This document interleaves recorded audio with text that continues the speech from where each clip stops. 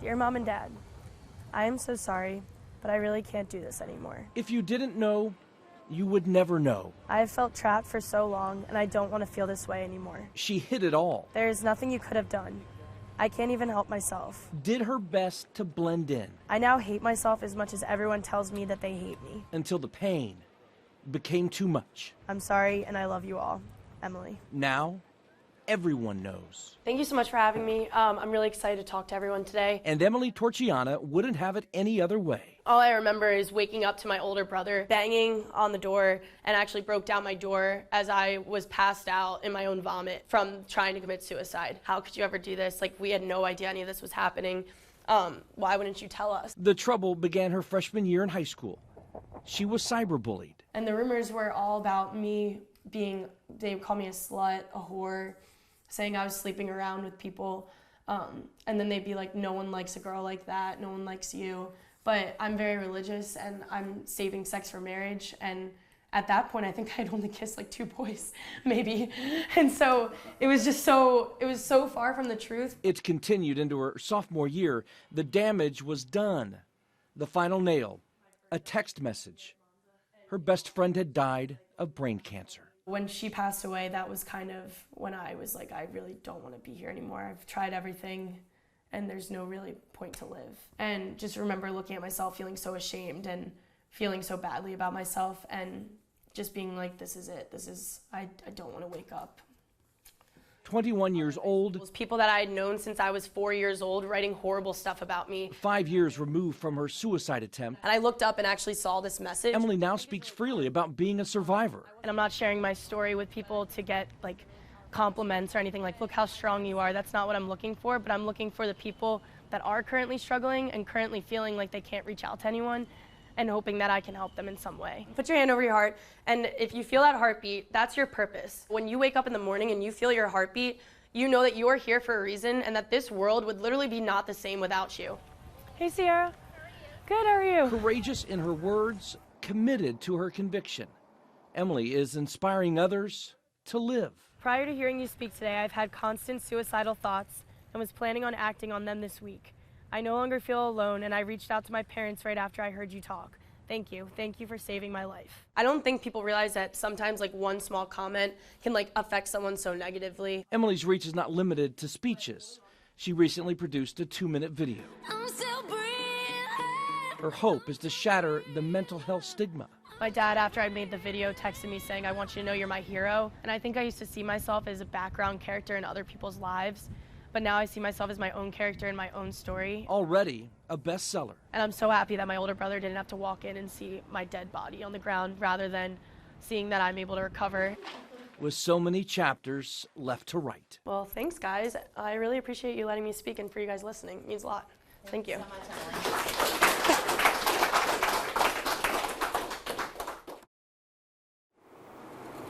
So cute with his hand fabric. I love this. Voices do carry. I ended up getting that for 50 cents a yard. One We're talking. a bit further than all others. 3 o'clock in the morning for weeks, the Lord would wake me up, and I didn't know what.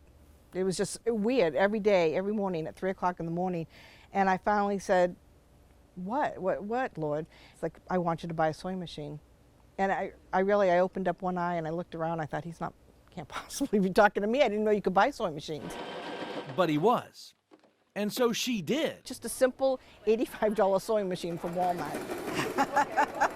And it didn't stop. And he started waking me up again in the middle of the night. Take it out of the box and use it. Before Sue Desentel put the pedal to the metal, there was this. Never sewed until I was 55. And I couldn't understand the directions. I couldn't understand. I started watching YouTube videos. I never even watched YouTube. And I had to watch it 87 times to learn how to thread the machine. And I'm just like, Lord, you know I'm old. Sue jumped into the spool head first. I thought that's why God invented Walmart. First sewing for her disabled grandchild. She is my motivation. She is my inspiration. You know, at one time they told us she would probably never clap her hands, but she claps every day for herself. And Sue sews every day. I'm thinking, why didn't I get a manicure? This is so cute with his hand fabric. I love this. And she's not alone. I learned the pressing. That was so important. Dozens of women poured their hearts into Clap Your Hands, all the while prayers were being answered. We'd be down to $3. And I'd say, Lord, if you want this to continue, I have to have money. And 4 separate times, different people came to my house, and they never do that, knocked on the door and said they wanted to give me $100 in cash so I could get some more pellets or more. I mean, who does that? The nonprofit produces therapeutic products like weighted blankets, items that would set families back hundreds of dollars. One more thing they have to pay for, and they can't afford it. And so who suffers? The kids suffer. Not here, not in this area. And 100% free, all the time. A glaring need met. The pieces have come together. Oh, yeah. One stitch Kathy's a worker. at a time. The biggest majority of parents is that they cry. They'll write me and say, I'm sitting here in tears because this is the first time my child has ever slept through the night. I mean, what kind of a payday is that? That's the best payday ever, you know? You doing good? All because this grandma was still long enough to listen We all want one thing, is for the kids to do the best they can do, and I've got a personal stake in that. and faithful enough to act. The goal? Simple. Survive. There's not much sugarcoating you can do to something that huge. The diagnosis, life-changing. You know, he told me, he was like, Nick, you have cancer. The prognosis, fatal in 5 years. It would continue to grow until it took him. The first sign of trouble, December 2014. Nick Price's club team had just won a state championship. The team went nuts and was just, dogpiling each other. And I turn around and Nick's laid out on, laying out on the field, and he collapsed. An MRI revealed a brain tumor, pontine glioma. His father delivered the news. He said, Nick, I want you to look at the sky. And he said, I want you to know that whatever happens, the sky is just a reminder of how great things can be. The kid who grew up playing soccer turned into a man overnight. The next day, he goes, I know why it's me, Mom. And I said, you do? And he said, because I'm strong, and because I can beat this, and then I'm going to turn around and I'm going to help other people beat it. And I knew right away, right then, that it just clicked. Like, I got this. Like, I don't see it ever taking me over. I control my body, and that's final. Nick's fate was in the hands of a Phoenix, Arizona neurologist, the only surgeon in the country confident enough to take the case. I can get this tumor, and he will be whole. A promise made, a promise kept. In June of 2015, 6 months after the diagnosis, Nick underwent brain surgery. He was sitting in a wheelchair in the ICU. They had gotten him up, and he was so swollen, and he looked up at me. And my brain was so swollen that I was just pressing on the walls of my skull. But I knew the words. I heard my mom say, I said, buddy, they got it all. I said, you don't have a tumor anymore. And he started bawling, crying. the first time I felt my body again was me crying because of hearing those words. It wasn't conscious at that point. It was completely subconscious, knowing that, they did it. We did it, You're doing great, buddy. The road to recovery I'm so proud of you. began in the hospital hallway. As soon as I started dribbling again, and I passed the ball to my dad and he passed it back to me, I knew it physically, right then and there. He knew he was whole. Physically, mentally, spiritually. It was a game changer. And for me, being whole is taking the best out of every situation that you've got and taking nothing for granted and living life to the fullest. Inside his James Island bedroom, signs of a life without limits. His story gained traction. Signed jerseys were sent from the game's greats. But it was time to give back, and he wasn't about to go at it feet first. Nick and his family created the Nick Price Foundation. It's just a huge web that just keeps growing and growing and growing. And every time that I help somebody, a new chain is started. The foundation provides financial support to people battling brain tumors.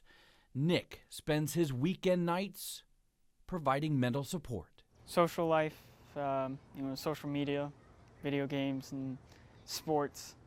But there's something truly special about being able to connect to somebody that is going through what you have gone through. You can't replace it with anything. You can't describe it as fun. You can't describe it as anything human. It's beyond that. The final words of Nick's surgeon as he wheeled him into the OR, no luck needed. It's now tattooed on Nick's arm, along with the brain tumor ribbon.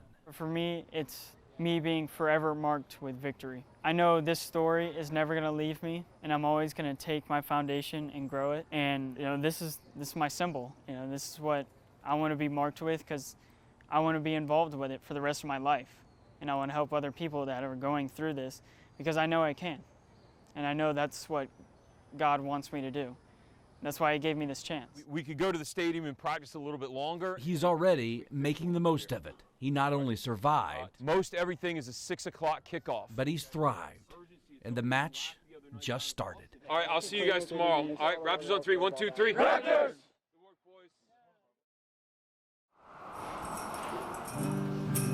That's G. Tucked away in a small corner of Goose Creek, Page 32, Ronnie says. they came to play, Okay, everybody, you ready? to sing, This land is your land. to heal what may be broken. Verse 3! Sometimes you just don't have a lot to smile about. Don Oswald is the leader of the band. His wife Isabella, Drove him nuts the whole time. the storyteller. We must remember to listen for that still small voice of what God is telling us to do. Together, they provide just the right tone It's hard to dance with a devil on your back. They bury my body and they thought I'm drunk. But I am the dance and I still go on. for Tri-County seniors. Dance, dance, wherever you may be. And some of the people in these homes, they don't have any relatives. They don't have any friends. We are their family. That's pretty special. 21 years we've been doing this. This is the #1 requested song. I come to the garden alone. They make connections, And he walks with me and he talks with me. both spiritually We do speak the gospel and the salvation message in music, in the stories that Isabel tells. It gets through, but we don't use a hammer. and emotional. We had a lady, her husband was a drummer in the orchestra, and we'd give him a drum and he'd just pound. And when he passed away, she made sure she came back the next time we were at that nursing home, and she said, "You don't know how much that meant to him." Page 6, Amazing Grace. In his last days, we gave him such joy. I mean, just think of that you help someone in their, I don't know, it's a very moving ministry when you talk with the people.